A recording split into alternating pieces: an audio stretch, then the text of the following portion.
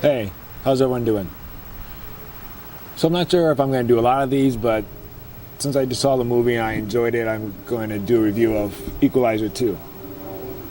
So, some backdrop.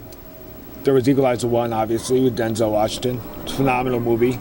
If you don't remember, it was about a girl who was basically human trafficked, and the Russian mob put her in a coma and just spurred Denzel's character to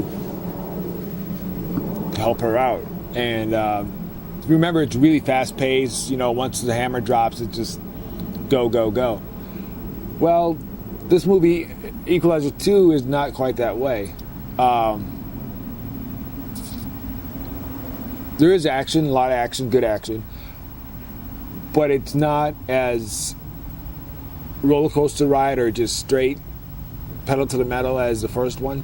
There's a lot more character building in this one, a lot more stories, you know, and they really take off from what they ended the first one with the fact that, you remember, he typed that thing at Craigslist, anyone need help, contact me. And so that's where they really pick it up from, and that's how they conduct the second movie, is the fact that he's helping a myriad of different people with different things. So the pacing, I must warn people, the pacing is different. So it's slower per se, but you just really have to, when you go see it, keep that in mind, because if you're expecting the exact same pacing as the first one, like if you've seen John Wick 1, you've seen John Wick 2, the pacing's the same. You know, once the hammer drops, that one's full metal, pedal to the ground, floor, through the floor, you know, just boom.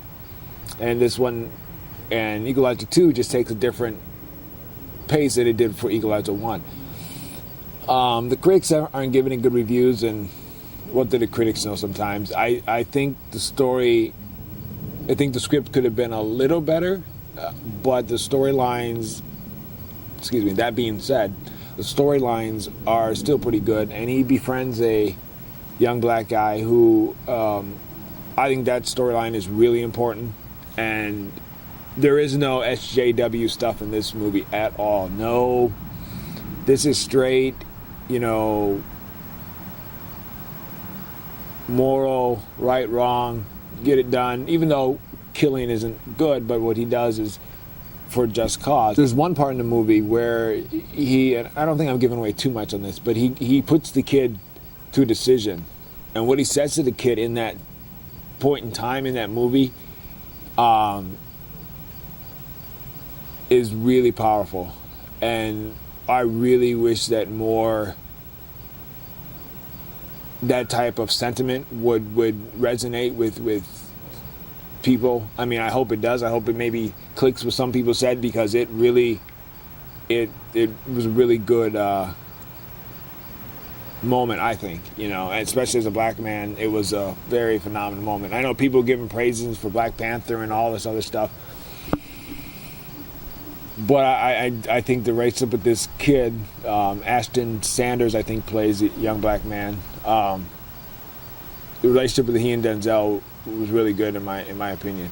So I think I enjoyed the movie. I thought it was good. The pacing did take a little bit to get used to. Like I said, the plot could have been, the writing could have been a little better, but the ending sequence or the grand finale, you know, if you think back to Equalizer 1, it'll live up to that finale, if not better. I suggest people to go see the movie, because I think movies like this need to be supported. I think the message is really needed. I think the message is good.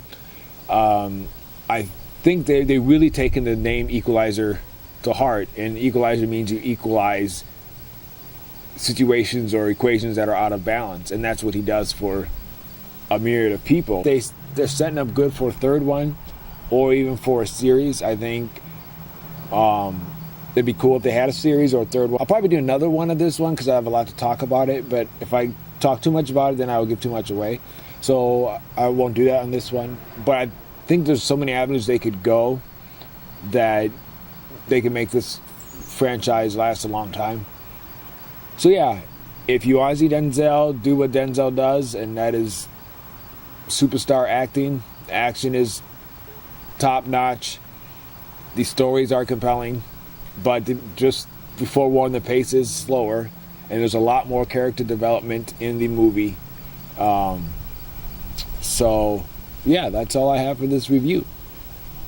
So if you liked what you heard and all that fun stuff, please subscribe, like, let me know in the comments, all that stuff, if you'd like me to do more of these or not. Like I said, this is the first one, so I thought I'd just give it a go. And until next time, this is the Savvy Ninja, and I will leave you with this.